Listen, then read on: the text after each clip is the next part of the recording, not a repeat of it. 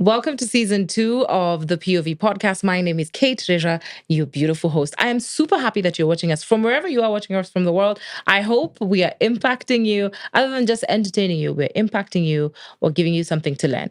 Season 2 is all about African stories and African leaders. And when we say leaders, people think it's always political, but sometimes we could find them in a different setting. The one sitting on my chair today literally came to me in a very different package. The way we met. We met in the if you know, in that kind of setup. But I came to learn about her profession and what she does. And I think I might not do great justice to introducing Jojo. So please, Jojo, introduce yourself. Hi, thank you, Kate. Hi, my name is Jojo Magero. I'm an entertainment and events consultant. I work in clubs. Maybe you've seen me around. Yeah. And so good to be here. It's nice so good to see you again. Same here, babe. I think tujonana mchana. Usiku baby. Usiku sana tuache kuonana usiku tuonane mchana, si ndio? You're beautiful. You look really nice. I know, right? I want to know, is there anything behind you going bald? I've always been bald. That's the thing. Oh, I think I've always sent you in a wig. So yes. I think, okay, yes. babe, okay. And you're not the only person. Yeah. Everyone gets surprised when they see me with my short hair. Ulinyoa lini? I'm like, I've always been bald. It's always been a thing for you. Yeah. It looks nice. I love it. Thank you. It's giving very African woman. I know, right? Jojo, seeing you in that setting and just becoming an entertainment consultant, people really don't understand what that is. Yeah. Because when we hear entertainment consultants, mtu ana consult sherehe. Sherehe, muuzaji wa sherehe. Unauzaje sherehe? Nawauzia sherehe. Aje. You understand? Yeah. This is what I do. And tuko wengi, by the way. Yeah? This is what I do, like for entertainment in a club setting. You know, you as an investor, you will come to me. You will need me. When you invest, you're opening your club, you need the setup. I will come in as a consultant, a general consultant, and then move to the entertainment sector.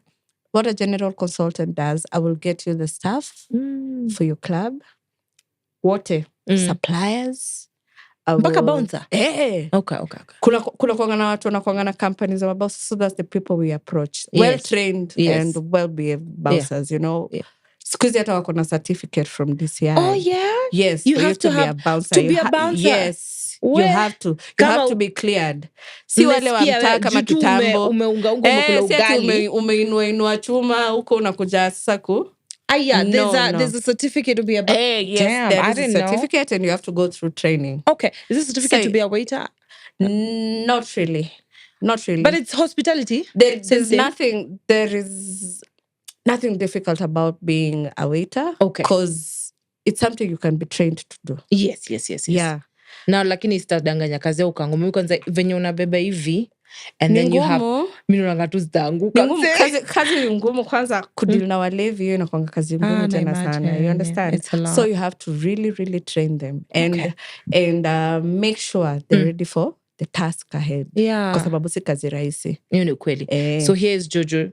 You're a consultant. Jojo, I'm a consultant. You bring for me what and what? I'll come to you and I will tell you, Kate, this is what you need for your club. It depends with the type of clientele you want to attract. Yes. Okay. Also, yes. It depends with your location. You understand? Hatuwezi peleka big club Kimakis. Peleka Makis kwa Kanyama. Hatutapata watu. Tunataka Kanyama. Watu wataka nyama huko Kamakis. Lakini big club haitaweza kushika huko. Okay, sawa. Kila area iko na clientele yake na kila area iko na a different way of approaching the clientele. You understand? Yeah.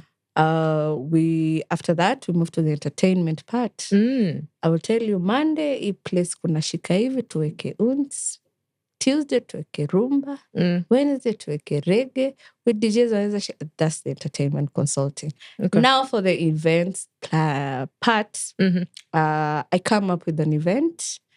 Is on the event. Maybe I will, if it's in a club, we sell per table.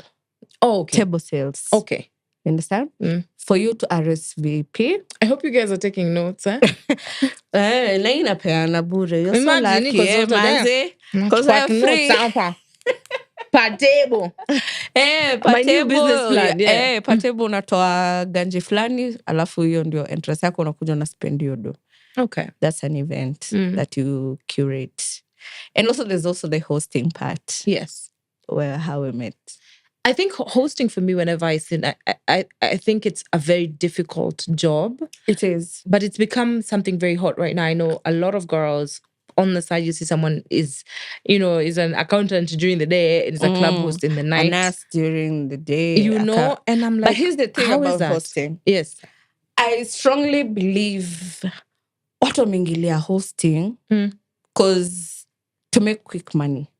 They don't understand what hosting is. How long have you hosted in the club? I've been in the club industry. I've been in this industry since 2016.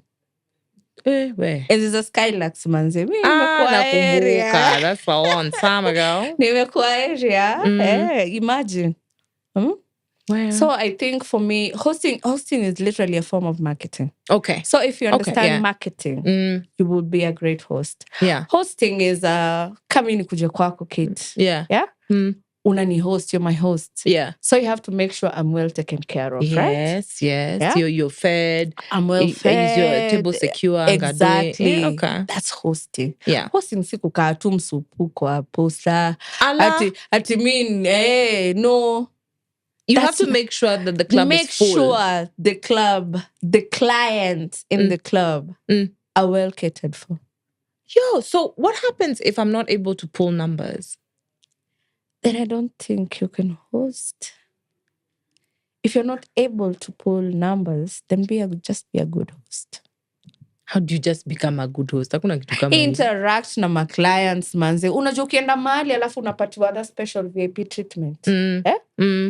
How would you feel? You'd come back for sure. You will come back for sure. Because of, I get it. Yes. So you now will come back. I need to understand, because I don't think a lot of people come out from school wanting to be either in the entertainment industry like that as a club host or things like that. I understand it from a hospitality perspective. Yes. And as a consultant perspective. Because hizi hata ni mambo zinasomea mpaka shule. So inahesabu pia. Suppliers, waiters, how many waiters you need, inahesabu pia. When you started out the journey of Jojo, was this something you always wanted to do, or is this something you picked up because of convenience? No. It's literally something that has never even... It had never even crossed my mind. Ulipatana naye wapi? Niliangukia tu kibahati. Aje. Yani niliangukia tu kazi. Even when I took the job, the first time I took the job, I didn't even understand what I was doing. I didn't even know what it entails. Now. Yeah. Now at Skylax, when Skylax was transitioning to Sting Lounge. And so a friend of mine was invited. Yes. And she invited me. She tagged me along. Come. Tushie, kuna form. So I went along and I met the director, the owners. And at that time, they were still doing the setup and they didn't have a marketer. So katikati ya usiku tu tumeinteract, nini, tumepiga story. Yeah. At the end of the night, I'm like, I need to leave and say, come, can you see me in my office? He was there with the manager and the consultant at that time. Yes. The lady was consulting for them. Yes. And they're like, okay, we have a proposal. We'd like to hire you as the marketing manager. And I'm like, club kuna kuanga na marketing manager. Watu wamekuja tu nyama. Manager, bouncer, soda, waiter. Just the characters DJ, within. Exactly. Kuna kuanga na behind the scenes. Yeah. But of course, I didn't bring it out like that. But at the back of my head, I'm like, marketing manager. Why did they pick you? Club anafanyanga nini? Yeah. But this is what... I just said, yeah, cool. I mean, junajua naishia niingie Google, niangalie kazi mtu anafanyanga nini. And so he said, come see me tomorrow. We go through the paperwork. Bring your... Leta makaratasi yako. Iko makaratasi yangu, bro. Makaratasi yangu mimi ni nurse. You are a nurse by profession? Yes. Babe, you joke? Yes. Oh my gosh. I kid you not. Ungekuwa tu pale kwa hospitali. Nurse Jojo. Bana. Nurse Jojo. Umeamua uende utibu wengine huko. Kwanza nurse niende majuu. You can imagine. So now your first gig, you've just gotten in your marketing manager. And then I was put as the marketing manager. Yeah. You understand? Like I'm in charge of marketing. I'm in charge overall for the whole sector. Yeah. And lucky enough, I had people who held my hand, you know, people who, the OGs of the industry. Yeah. So I'd approach them and hey, unaweza nisaidia hapa, nataka kufanya hivi, this is the contact you need, this is how you need to do, this is how you move. Yeah. And that's how I started. Wow. So hii kitu ilikupata tu kwa njia. Niliangukia tu and yani. You've been stuck to 2016, that's all, 2016, 2017, 18, 19, 20, 21, 22, 23, 24. Millennial. 9 years. 9 years. 9 years. What do you feel like 9 years ya kuanguka, kuamuka, kuendelea, kufanya nini? Kuangushwa na nini? Pesa zangu zimepotea. It is not easy and it's not glamorous as it looks. Yeah. You know, inataka umang'aa. Umang'aa gani? Inataka umang'aa. Kwa sababu kudeal nao watu si kazi rahisi. Because I won't lie, actually, it's a little dealing chaotic. With anyone is already chaos. So you can imagine you're in a club setup and you're a chick. Yeah? Yeah. Hawa ni walevi. Do you know I actually quit drinking? Because of, you know, seeing the way the scenery looks. Yes. It was a thing, you're like, no. Nachokesha bana. Inachokesha. I quit. Wow. Yeah. That's very inspiring. Yeah. When did you decide to quit? Like 7 months ago. 7 months clean. High five, babe. Hey, that's so cool. Congrats. That's really beautiful. I just decided, but you know, I've sijai kuwa mtu anapenda pombe. Even though you're in the club setting. Yes. I think it gets scary because I can imagine when you're talking to your relatives or even your family, wasikia msichana anafanya hiyo kazi ya club na bar. Hey. Jamani utakuwa mtu. They always ask, utapata kazi lini? Niko kazi. Na si unajilisha na unajivisha. Niko kazi manzi. Hiyo sio kazi. Unafanya kazi lini? Utapata kazi lini? Because hiyo sio job. Kwani si kazi? Na wakati vile kazi yetu inakuanga ngumu. Kazi yetu si rahisi. Kwanza for chicks. Alafu, of course, utapata there are those obstacles, but you know, you just roll with the punches. What kind of obstacles are this? Because I can imagine you're dealing with a setup where sometimes payment can be down. Kama hii time ya COVID. Some people don't see your value. Kama watu wajengia, kama if you hosted and not enough people joined the club that day or that week. How does it work? How do you mitigate such situations? For that used to be an issue for me before. Bede pesa yangu mingi imeenda. Nyinyi watu mko na do yangu bede ndazikujia. Pesa yangu mingi imepotea. But these days you have to sign a contract before first. Yeah. And once you sign, you give me 50% down payment. Yes. Yeah. That is your safety. That's my safety. So what about this other 50%? Job nikimaliza kazi. Yeah. That's a little safe. 50 ingine. Actually, si ati nikimaliza, when I'm about to finish, like 2 weeks before, we're done. As per the contract. Yeah. You have to give me the other money. So that at least malizane. Tumalizane, mimi niende zangu. There's something that scares me, and I need you to tell me the truth about the club scene. Is we hear so many stories about what happens. Remember, it's mostly in the dark. We have a few lights on. The music is loud. Sometimes you can barely see people. There's a lot of craziness that happens within club scenes. From drug use to rape, sadly, to so many other things.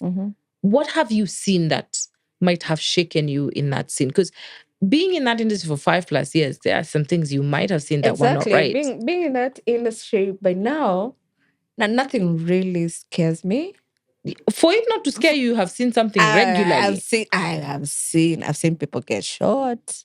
I was actually in big club that night. You've seen people get shot? Yeah. Nilikuwa hiyo siku. The day. Yes. Oh. Hey. You understand? Well, I don't like speaking about because both of them are my friends. It's exactly. So weird. Both of them are my friends. Exactly. That's why to me. Yeah, it's a little you understand? messy. And those confrontations, sometimes I remember I think it was in 2017. Yes. There's a client that came in and hakuwa na do enough. Yes. A client is a reveller. Mtu amekuja kujishele. Anaitwa reveller. Acha kufuta client, huyo ni reveller. Okay, reveller. Lakini alikuwa client wetu. Mtu tumezoea. Tunamjua regular. You know? Yeah. So he was there. He requested kama kuna msanii enda naye home achukue chapa. Okay. You understand? So we gave him a bouncer. He refused. What did he want? He wanted to go with either supervisor or me.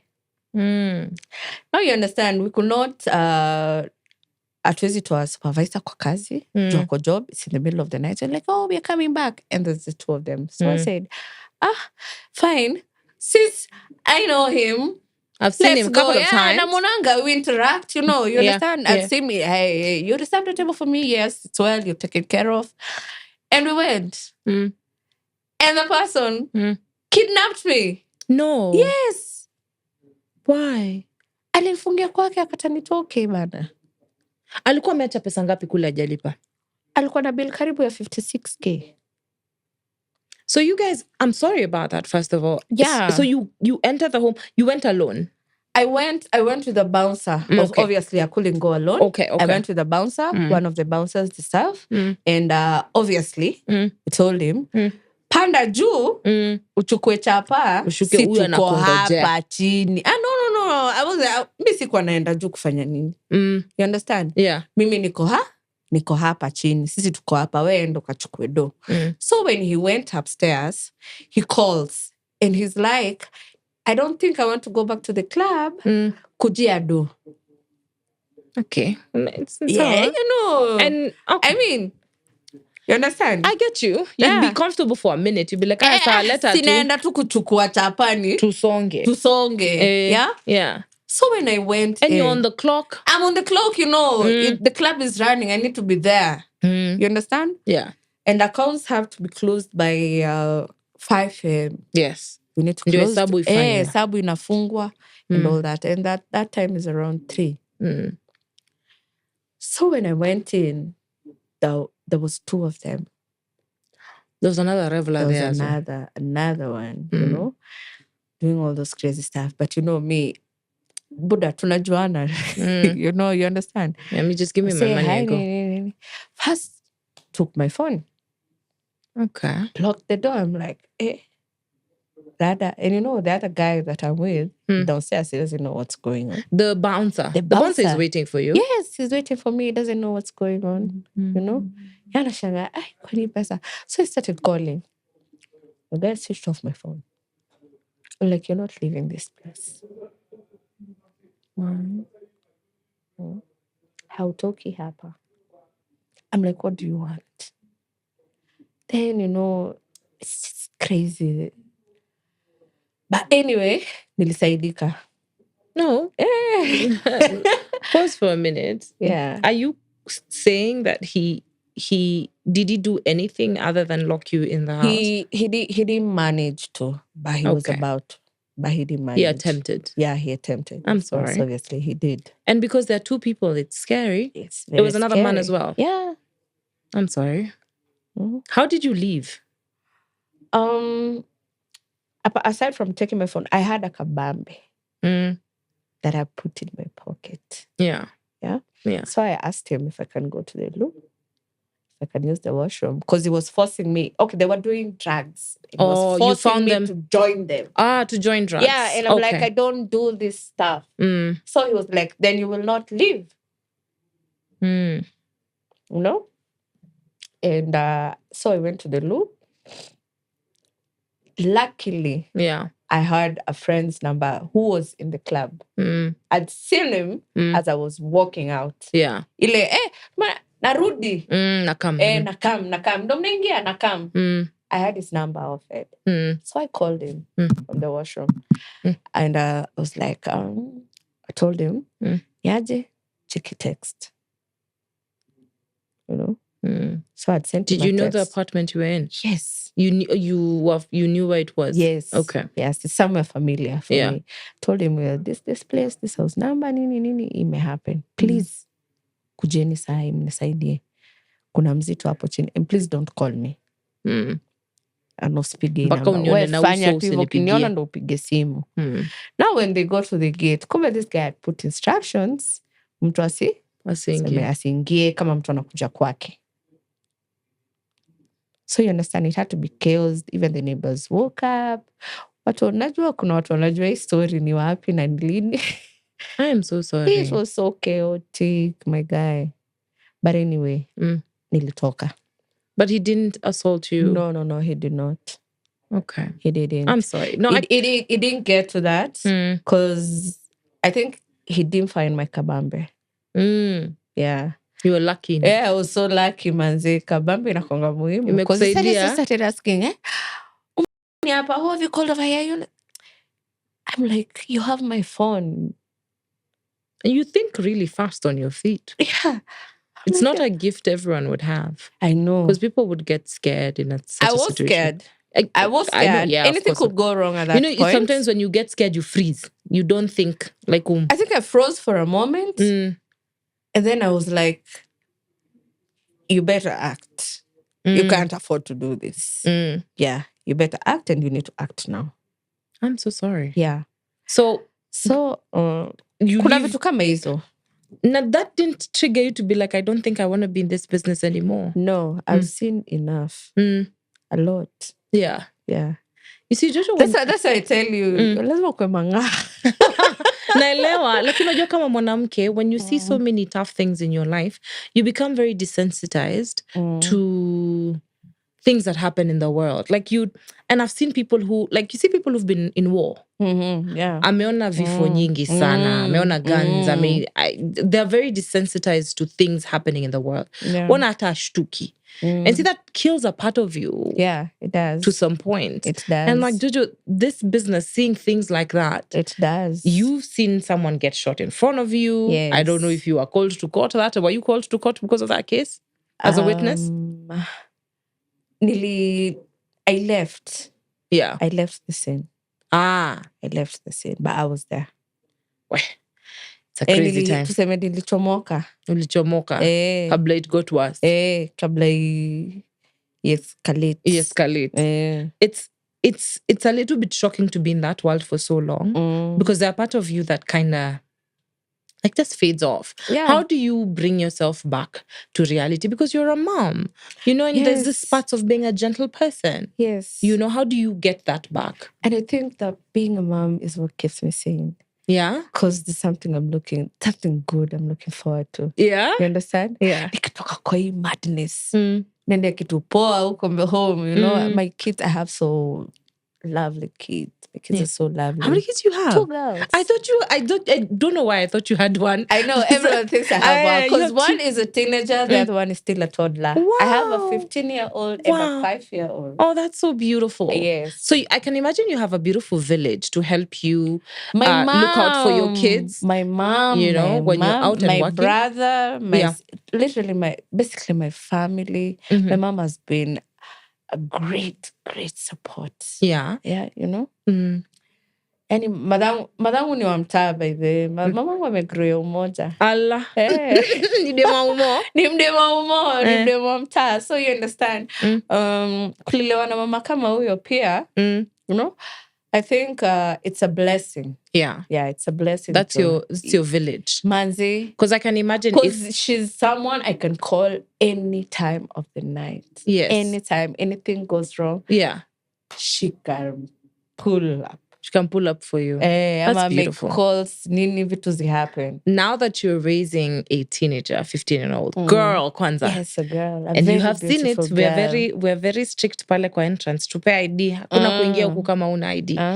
And I know she's seen, maybe online, she's seen how she knows what you do. Yeah, she does. What are some of the things you would tell her as she's getting out of the world? Because she would want to maybe join your world or she wants to know something about it. How do you, because ni mtoto na ni watu wa dunia. There are different advice you could give. How do you talk to your 15-year-old girl knowing what happens in the club? Yeah. As a teenager, especially in this world right now. Yeah. Maybe kulikuanga hivi kitambo ama ni juu tulikuwa watu hii. Ama ni vile kukuwa na simu za kutuonesha. But it wasn't this prevalent. But you see, as a teenager, she is aware. Yeah. She's aware. She knows what I do. She knows the risks, the fun part of it. Yes. Yeah? Yeah. But she's not interested. Wow, that's interesting. Yes. Yeah, na mambo yake ingine. No, yeah, na mambo zake, anataka kufanya mambo yake. But here's the thing I tell her, you're allowed to have fun, but don't have too much fun. Yes. Yeah. But she's not allowed to do anything that cannot be done under 18. Yes. No, that one she's not even allowed. You know, sometimes we think that when parents are really, that they're out there and they're happy, they allow their kids to be like, even you can go out. No. She is not allowed and she knows that. You're a strict mother. Very. Simba. Na kuanga mkali, mimi mama yangu alikuanga mkali Kate. You know? Na wewe. Anakuanga mkali sana. I'm strict and also now I cannot use the same parenting skills my mom used on us. Yes. She is my friend, but she knows mimi ni mama yake. Yes. You guys have a very cool relationship. Very cool, very cool. She tells me everything. She puts you me think on the she note. tells you everything. She does, kwa sababu naingia kwa simu yake. Social media yake mimi ndo nai-control. You check your daughter's phone like that? Yes. Okay, but you need to, with kids. I mean, she's a teenager and she's so pretty. You understand? And dunia ina mambo mob sana. So you're the spy hapo unaingia kwa Instagram ya your daughter seeing what anyone who's DM. Spy. I'm like, I have time. You have to see it. Naingia leo IG yako kuna nini? What's up? Unakuwa huu ni nani? Unani and I go, I find that person. Do you understand? And what if she claims privacy? Because, you know, this is my space, mom. This is privacy, my phone. She'll get privacy when she goes to her own house. There's no privacy in Jojo's house. Yeah, akiishia kwake atapata privacy. Hey, in Jojo's house, not the privacy. Privacy kitu gani? Modern kids would take a lot of offense on that. I wouldn't lie. She did object it at first, but now she understands why I have to do that. Yes. Yeah, she does understand. It's essential because you're the one who looks out. Because I also listen to her. Yeah, she tells me, Mom, you did this. I'm not okay. And I tell her why I did that. And if I'm wrong, I will apologize. I think sometimes kids don't understand that you can forecast, you can see what this is going to happen. Yeah. That you chatting with this person, this is what's going to happen. Sometimes they don't see that. And here's the thing. I raised my daughter and I use myself as an example. Okay. Yeah. What is the example? I don't know. I always tell her, kama wazazi wetu, hizi vitu unataka kufanya, utazifanya tu utazifanya tu. Ziko tu. Tulizifanya sana. There is nothing new under the sun. And I also tell her, I am your mother. Siwezi kutupisha mbao. Mi ni mama yako and I want the best for you. So understand me when I tell you this. Yeah. You know? And gladly she listens. I can imagine a 15-year-old. You must have had her when you were a little bit younger. Yes, I had her when I was 19. When you were 19? Yeah. Umetoka tu high school living? Mi nitoka high school kwa 15 years old. Ngoja hapana. Sio 15, labda 16. 15. Ulitoka shule 15 years old? 15 years old. Mimi nilikuwa nimemaliza skuli bana.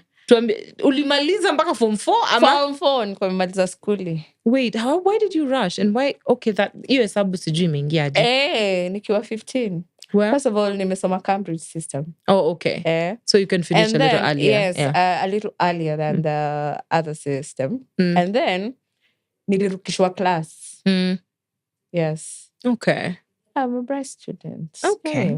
Hapo upstairs pako sawa? Iko fiti. Lakini sahi kama labda niende nifanye fresher. But I was a bright student. I get it. The people I was with in school can attest to that. How was it having a kid at 19? Because I feel like 19 is still a kid. Yes, I was a baby. But still a kid. I was a baby. Mwenye nilikuwa mtoto. How was it? Like, I don't know. How was it? I can tell you. You don't remember? It was 15 years ago. My mother ali step in, you know? Oh, wow. Yeah? That's what I tell you, my mom, she really showed up for you? Yeah, she did. She did. Okay. She did. And at that time when I got pregnant, she was not in Kenya. She was working abroad. She had to move back. For you? Yeah. Hey, in the network moving mountains. Manzi. Of course, she was disappointed. She was mad at me at first, but she was like, so I had to do. With a beautiful baby girl. Because here's the thing. At the time, I was getting the sex talk. Okay. The sex talk. It was actually my auntie. my mom's friend, she's called Carol. Yeah. She was very good friends with my mom. She passed on. And so when my mom was away, one day she came home, called me. It was like, I want to take you out for lunch. And so when we went for lunch, she was giving me the sex talk. She's I was like, already this is pregnant. I was already pregnant. So leo nakwambia unajua vijana usikae na vijana hivi, usikae na vijana. Mmefika late. Hii information ingekuwa poa a few months back. Ungekuja last year. Mungekam last year. Ungekuja last year, manze. And you understand when you were growing up. So what was she telling you? We were growing up, these conversations were not so open amongst like between our kids na parents, you know. Yeah. Oh, yani ulikuwa unajuaga vijana ni wabaya. You're not being told why. Understand? Yeah. And these are conversations I have with my daughter. Actually, the minute she got her menses, yes, you had to tell her. Yes. You had to be like, baby girl, better be careful with them boys. Baby girl, kuna noma. Ukicheza vibaya kunaweza haribika. Shauri yako. Shauri yako na ni utakuwa hapo ukimshikilia. Mimi siko. Hiyo ni ngori yako Haina mimi si uko. Na si mama alikam all this way. Mimi si mama yangu. Allah Jojo. Mimi ni mtoto wake. Allah Jojo. Mother ali come through, wewe ujisiki ku come through. Mimi sitafanya. No, but I get you because even me, I talked to my nephew and I told them, if I ever find out a girl is carrying because of you, you will carry that burden. Yes. Hakuna mchezo hapa. So unasema ajibebe mzigo, but I get it. Yes. Ndio akwe responsible. Yes, she needs to be responsible. Wewe usulisaidiwa. Hiyo ni mimi. Wewe usaidia wenzako. Jamani. Jamani. Mimi nishalea bana. Sile mjukuu. Mjukuu aje atembee. Kai. So she's aware. Okay, let's go back to Auntie giving you this talk. Yeah, so when Auntie was telling me at that time. What was she telling you actually? She was actually telling me, you know, okay, I've been an outgoing person. And this is the funny part. Nilikuwa naendanga out lakini hata sikuwa nakunywanga pombe. And they didn't know shida yako ni kudance? Mimi nilikuwa naenda dunda. Nilikuwa naendanga dunda. Katika nayo. Mimi nilikuwa naendanga tu dunda. Naelewa hata vishara. And they didn't know that. You know? They thought They thought I was wild, I was out there, but no. Even I remember there's a time, I think it was Christmas Day, and my friends came over, and my mom was like serving us, you know, wine and marula nini. And then my friends look at us and like, huyo kunywangi pombe. Huyu ni katika tu. Huyu mlete Fanta. Apendi hiyo mambo. Kama mama ukunywangi, I'm like, no. I think a lot of people assume once you're in the club scene, yes, you're in all the debauchery. All of that happens. So I want to go with this. So this is what my auntie. So my auntie was telling me, and I know by now you're not a virgin. I'm like, damn straight. Nana likusho. Damn straight. No, you know. Na likusho, Leonapi. So she's like, and you know, sex with a condom is very nice. You know, because you avoid this, you avoid early pregnancy, STDs, HIV, all that. Like,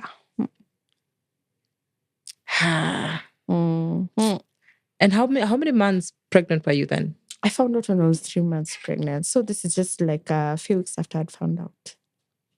So 3 months, auntie anakuongelesha uko 3 months.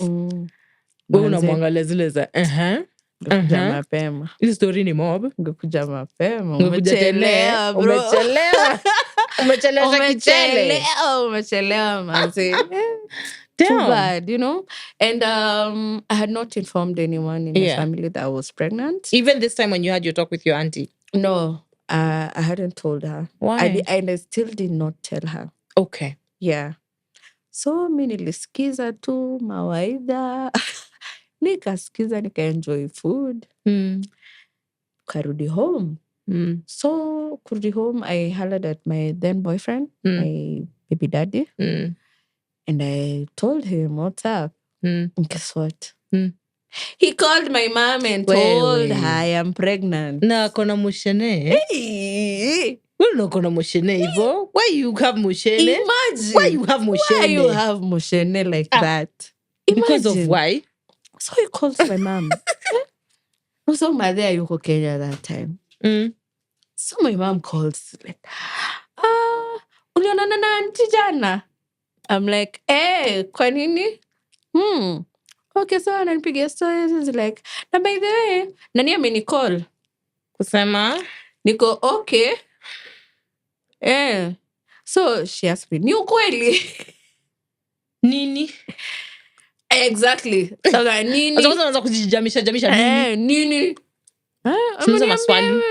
Ni ukweli? Mga chano monda wazimu. Jojo. Yeah. You're denying. Niliruka. The first thing is acceptance. Niliruka mbaya, you know? Unaruka mimba yako. Niliruka boli. Unaruka mimba yako, babe. Iko ndani yako, huwezi ruka. Niliruka. Si yangu.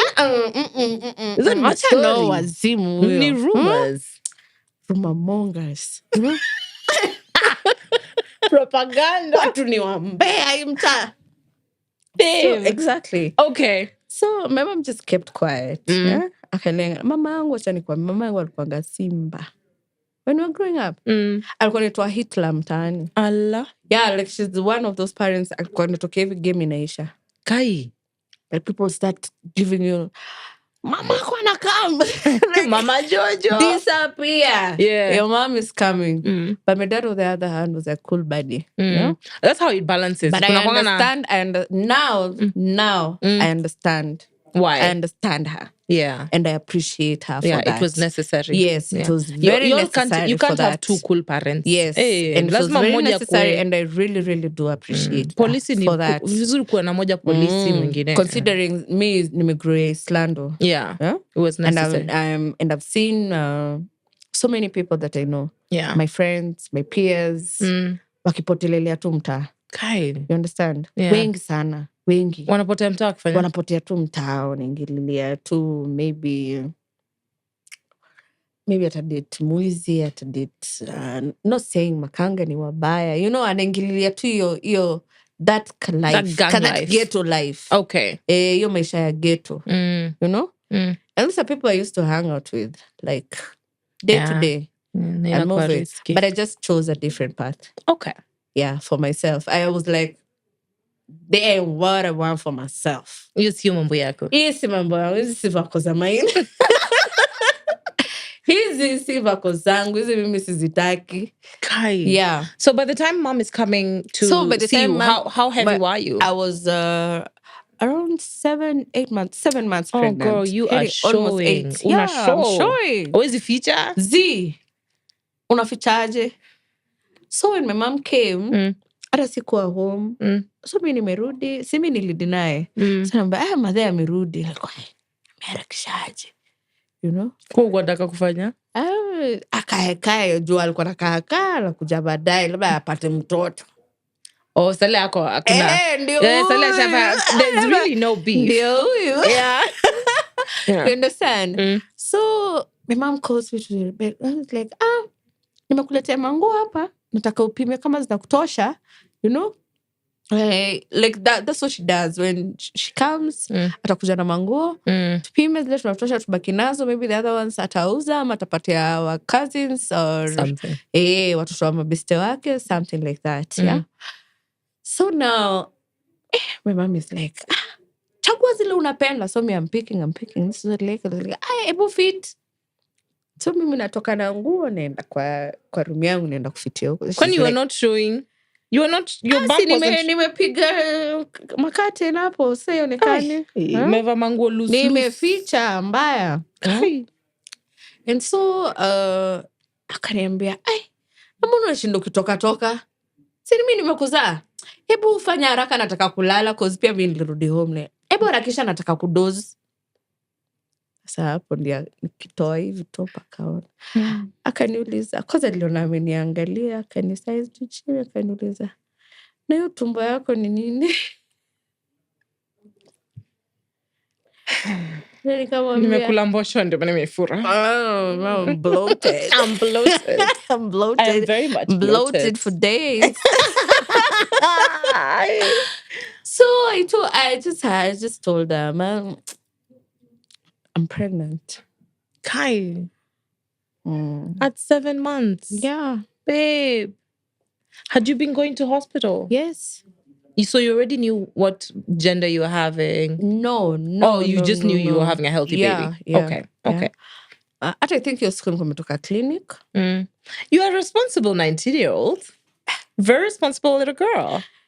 It's not my doing. My baby daddy was way older than me. Oh, that's why even he was responsible enough to call. Yes, to call and tell my mom. Okay. You understand? I was 12 years older than me. Okay, that's a mature boy. Yes, mature man. It's a man. Okay.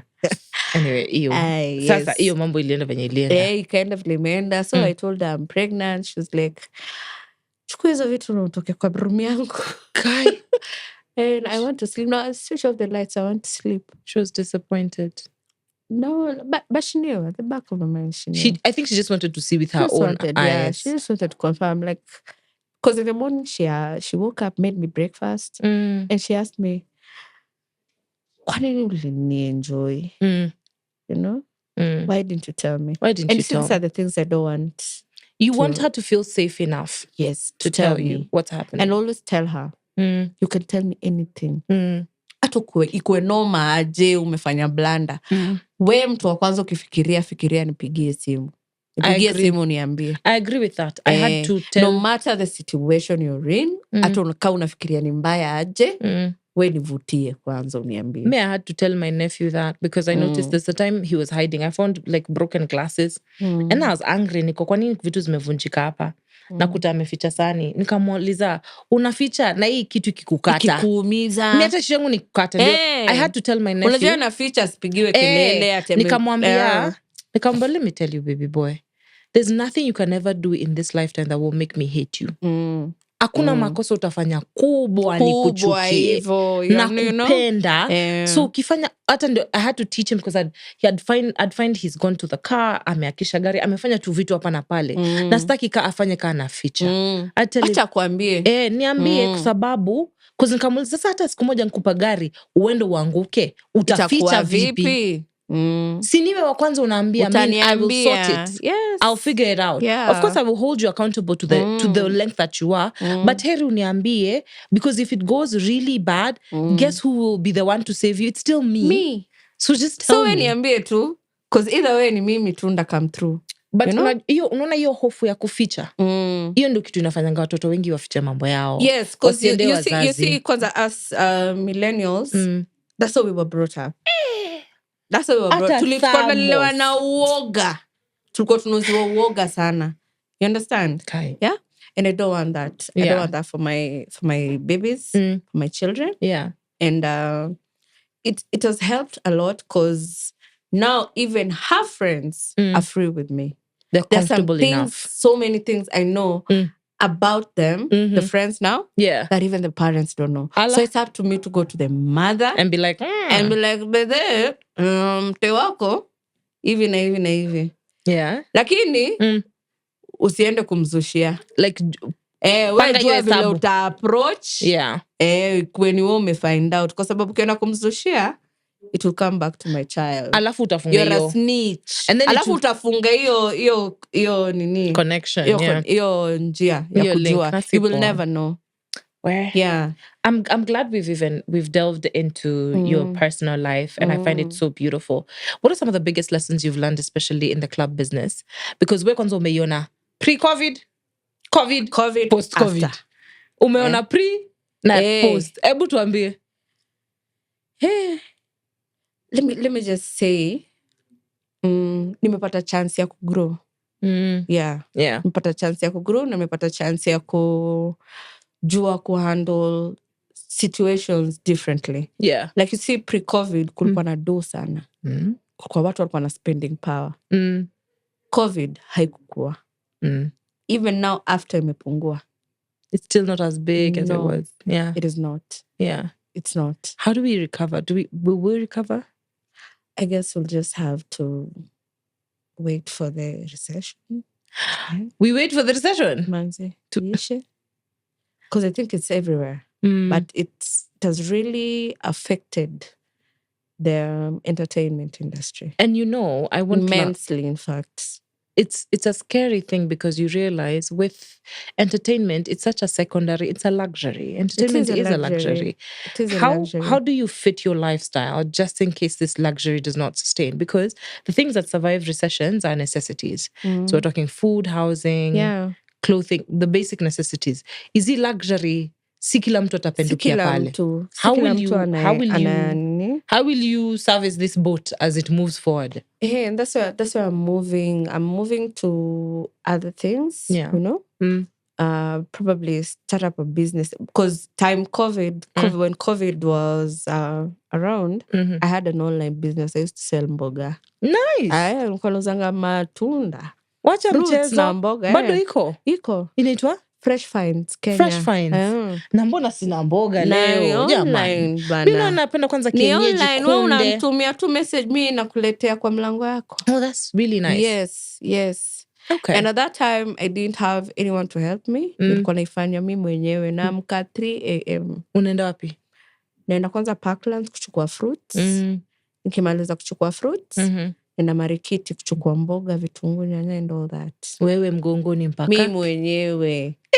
Jojo hustler. Nikimaliza I hate poverty, let me tell you. I despise that thing. Say it one more time because I didn't hear it the first time. Poverty. I hate poverty. I hate it. I despise it. I am scared of it. Poverty is not good. Poverty is not nice. Poverty is not good. So what will stop glamorizing poverty, man? Kama uko na njia kutoka ghetto, wewe toka. Panda yo mat. Wewe toka. Na usiangalie nyuma. Hata umeacha sijui wachana nayo baki huko enda uba ingine. Leave it. There is nothing for you in the ghettos. Yeah. Nothing. It's a scary place to be. It is. It is. Ukipata mpenyo we penya jo. We penya. Wewe enda. Sisi hakuna kitu tutakusaidia nayo. Yeah, tutaongea hapa na sisi tutakulipa. Tutakulisha. Aliana na sugar daddy anafu. Wewe enda bana. Mzungumze enda. Anakuwa kwa club anauza pombe. Enda uze. Enda ukauze. Anauza marikiti. Toka uende hiyo marikiti asubuhi ngware ndo unapataga fresh. There's no other way out. Hakuna kula nje ingine weenda hakuna. What has made you turn into this, hustler mentality? Like you gotta get it done. Is it because do you think if you didn't have kids you'd have that motivation, Amma? I'd say when I got my second child. Okay. Yeah. You were super motivated. Yeah. Hella motivated. Well, it is serious. You see, Kate, I haven't told you this other part. I used to be a model. You know? Yeah. You understand? Yeah. So things come easy to me. Pretty Jojo. Yo. A struggle. Yeah, you have that look. You really, I think it's because, time and being a mom. I think I didn't, and then also I didn't meet you then. I got comfortable. And I didn't meet you then. I didn't know you then. But you really have the model look. It was a while back. Yes, see, tumepiga runway shows huku. Allah, you really have that look. Yeah. Tumepiga runway shows deadly. Yeah. Hata siku hizi sijui kama zinakuanga. Runway ziko. Lakini si venye zilikuwa. But si kama kitambo. So you've been on runways as well? I've been on runways, girl. I've done Samantha Bridals. And getting into Samantha Bridals. That was not that. That was there. It was a lot of work. And that was my first gig. Wow. Yes. But I can see why Dr. C chose you. Niliangukia pia hiyo, imagine. Allah. Imagine. When ulikuwa unapita tu? Pia hiyo niliangukia. Nilikuwa home, nimechill too. Then a friend of mine calls me. I think she was part of the planning committee or something. She's like, kuna model moja. Kwanza she calls me, hey, Magero, hey. We went to high school together. So she tells me, I want to use you for Samantha. I'm like, what's happening? Kudu? At that time, nilikuwa nafanyanga activations. Yeah. these activations of Safaricom. So I thought maybe she wants to use me to hand over flyers in the mall and all that. I'm like, cool, mnatoa how much? You know how much? Per day. Mnatoa pesa ngapi per day? And I'm like, no, I want to use you on the runway. I'm like, Torize. Hata sijui kufanya hiyo. Hizo ni Anaambia nini? kuja tu takutrain. Hizo ni what? Hizo ni what now? Niko kwa nini mimi? Ngombe kwa sababu clients wanataka hii na hii na hii. You have the look. You know? But then you fit the look. Yule mtu alikuwa hapo sasa amepatikana na emergency atakuwa available. Okay. Iko when? Iko Friday. This is on Wednesday. Jioni. Wednesday, Thursday. Watu walishafanya rehearsals, wamefanya training, they've gone for the fittings, they've had their hair done. Oh no. Yes. So I just had kesho, the Thursday, to do all that. Damn. Yeah. But you showed up and you did your thing. I did my thing and I survived. God is good. I did my thing and I survived. Jojo. Now it ended up clients wanted me. Tulete ule. So every time they was used to be called, we want that That's girl. Nice. We want that girl. Yeah. Yeah. So hapo niliangukia. CV tukiangusha hapa. She's a nurse by profession. She did marketing manager. Kama mfunga macho akakuwa consultant, entertainment consultant, model, mother, host. Mama mboga. Karibu nisahau. You've done it all. Yeah, I hate poverty. I understand. Kusota manzi. But I get hating poverty. But there's also a goal. There's also a dream. There's also there's that part. Because I want my kids to look at me and you know, when they remember their mom, like, my mom did that. My mom showed that for us. Oh, wow. Yeah. Alikuwa hapo? Mamangu ni ule msee. Front and center. Manzi. Hey. You know? My mom made things happen for us. You know? I think that's really beautiful. Yes. I'd like to know how you handle dating, because I know I've been someone who goes out and I party, and I know that's always a weird perception for a lot of people. People assume that those women who are probably in the club scene or are seen in that light are not able to handle a home. You're a mother of 2. You're running a household. How do you, if you're dating, I don't know, if you're dating, how do you handle that? Like people having that perception, or when you're dating, or how it works? Because kwanza umesikia watu hata wanaassume wewe ni mtu wa kinywaji na upendi kinywaji. Yes, that's kunywangi. Unaona? Mara utasikia unalala na director, that's why no. You don't shit where you Ako nje eat. usiku. Yeah, you do not shit where you eat, man. Mambo ni mengi. Yes. How do you handle that kind of perception? I don't date. You don't date? No. You have children magically? Yeah, no, I don't date.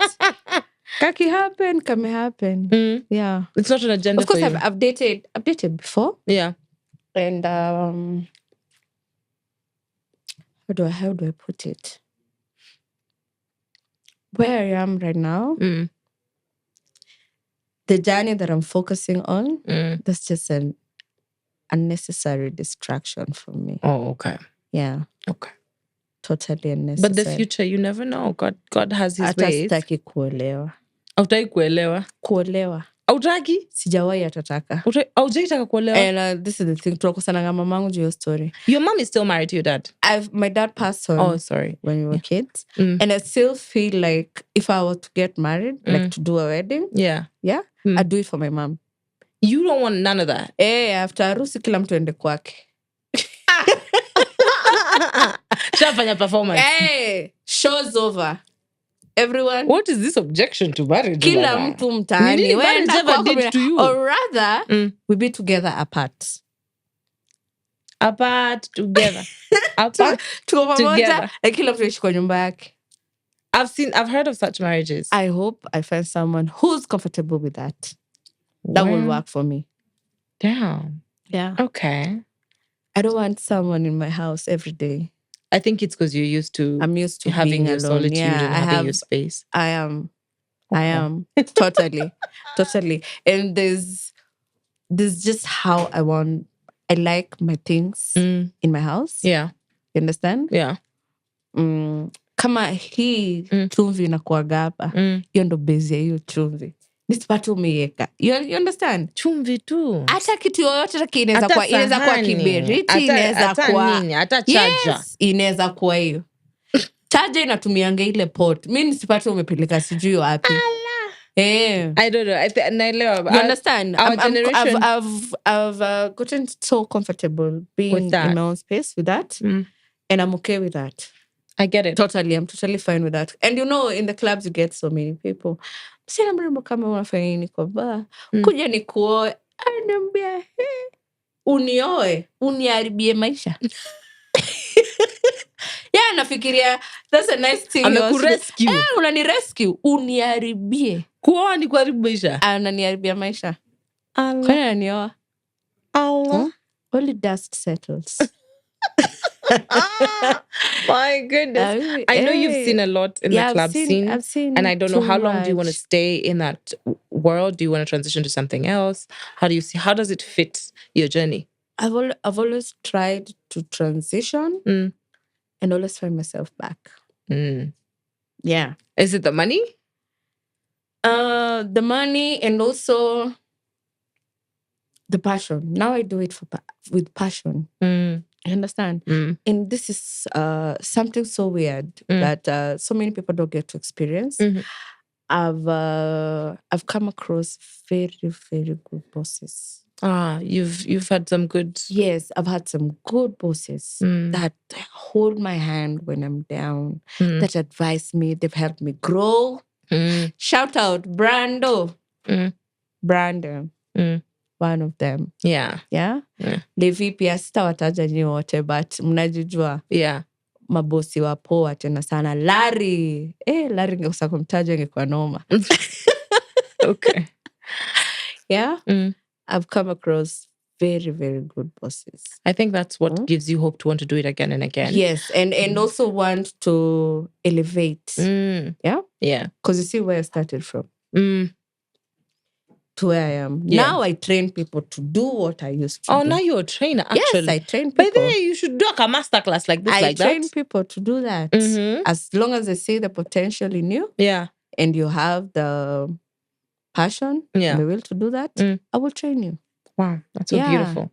Yes. I think I really love your journey, and I think it's really beautiful, Jojo. We have run out of time, but for sure, I know for sure we've had such a good time. Please check out Jojo online and see what she does. She could train you, and even more so, na need kununulia mama mboga zake. Remember this?